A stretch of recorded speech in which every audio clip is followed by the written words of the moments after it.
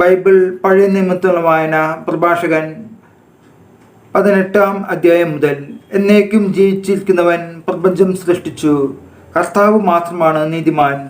അവിടുത്തെ പ്രവൃത്തി വിളംബരം ചെയ്യുവാൻ പോരുന്ന ശക്തി ആർക്കും നൽകപ്പെട്ടിട്ടില്ല. അവിടുത്തെ മഹത്തായ പ്രവൃത്തികൾ അളക്കുവാൻ ആർക്കു കഴിയും?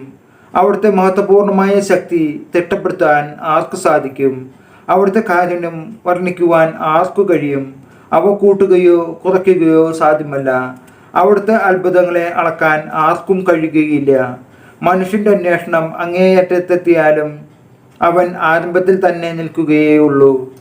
അവന് അത് എന്നും പ്രഹേളികയായിരിക്കും. മനുഷ്യൻ എന്താണ്?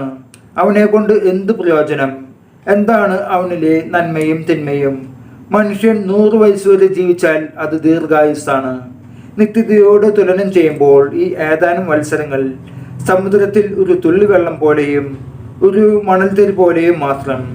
അതിനാൽ കർത്താവ് അവരോട് ക്ഷമിക്കുകയും അവരുടെ മേൽ കാരുണ്യം വർഷിക്കുകയും ചെയ്യുന്നു. അവരുടെ അവസാനം തിക്തമാണെന്ന് അവിടുന്ന് കണ്ടറിയുന്നു. അതിനാൽ അവരോട് വലിയ ക്ഷമ കാണിക്കുന്നു. മനുഷ്യന്റെ സഹതാപം അയൽക്കാരനോടാണ്, എന്നാൽ കർത്താവ് സകല ജീവജാലങ്ങളോടും ആർദ്രത കാണിക്കുന്നു. അവിടുന്ന് അവരെ ശാസിക്കുന്നു, അവർക്ക് ശിക്ഷണവും പ്രബോധനവും നൽകുന്നു. ഇടയൻ ആടുകൾ എന്ന പോലെ അവരെ തിരിച്ചു കൊണ്ടുവരികയും ചെയ്യുന്നു. തൻ്റെ നീതിവിധികളിൽ താല്പര്യമുള്ളവരോടും തൻ്റെ ശിക്ഷണം സ്വീകരിക്കുന്നവരോടും അവിടുന്ന് ആർദ്രത കാണിക്കുന്നു. മകനെ, നിന്റെ സൽപ്രവൃത്തികളിൽ നിന്ന് കലർത്തരുത്. സമ്മാനം നൽകുമ്പോൾ വേദനാജനകമായി സംസാരിക്കരുത്. മഞ്ഞ് കഠിനമായ ചൂട് കുറയ്ക്കുന്നില്ലേ? നല്ല വാക്ക് ദാനത്തേക്കാൾ വിശിഷ്ടമാണ്. നല്ല വാക്ക് വിലയുറ്റ സമ്മാനത്തെ അതിശയിക്കുകയില്ലേ? കാരുണ്യവാനിൽ ഇവ രണ്ടും കാണപ്പെടുന്നു. ഭോഷൻ കാരുണ്യരഹിതനും നിന്ദകനുമാണ്. വിദ്വേഷത്തോടെയുള്ള ദാനം കണ്ണിന്റെ തിളക്കം കെടുത്തുന്നു. കാര്യം ഗ്രഹിച്ച ശേഷം സംസാരിക്കുക. രോഗം പിടിപെടുന്നതിന് മുമ്പ് ആരോഗ്യത്തെക്കുറിച്ച് ചിന്തിക്കുക. ന്യായവിധിക്ക് മുമ്പ് നിന്നെ തന്നെ പരിശോധിക്കുക. വിധിവേളയിൽ നിനക്ക് മാപ്പ് ലഭിക്കും. വീഴും മുമ്പ് വിനീതനാവുക. പാപം ചെയ്തു പോകും മുമ്പ് പിന്തിരിയുക. നേർച്ച യഥാകാലം നിറവേറ്റുന്നതിൽ നിന്ന് ഒന്നും തന്നെ തടസ്സപ്പെടുത്താതിരിക്കട്ടെ. അത് നിറവേറ്റുവാൻ മരണം വരെ കാത്തിരിക്കരുത്. നേർച്ച നേരുന്നതിന് മുമ്പ് നന്നായി ചിന്തിക്കുക. കർത്താവിനെ പരീക്ഷിക്കുന്നവനെ പോലെ ആകരുത്. മരണദിനത്തിൽ നിനക്ക് നേരിടേണ്ട അവിടുത്തെ കോപത്തെക്കുറിച്ചും അവിടുന്ന് മുഖം തിരിച്ചു കളയുന്ന പ്രതികാരത്തെ കുറിച്ചും ചിന്തിക്കുക.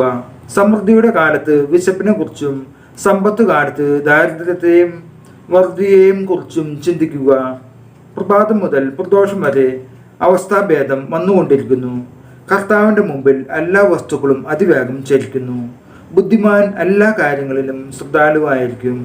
പാപത്തിൻ്റെ നാളുകളിൽ ദുഷ്പ്രവൃത്തികൾക്കെതിരെ അവൻ ജാഗരൂകത പുലർത്തും. ബുദ്ധിമാൻ ജ്ഞാനത്തെ അറിയുന്നു.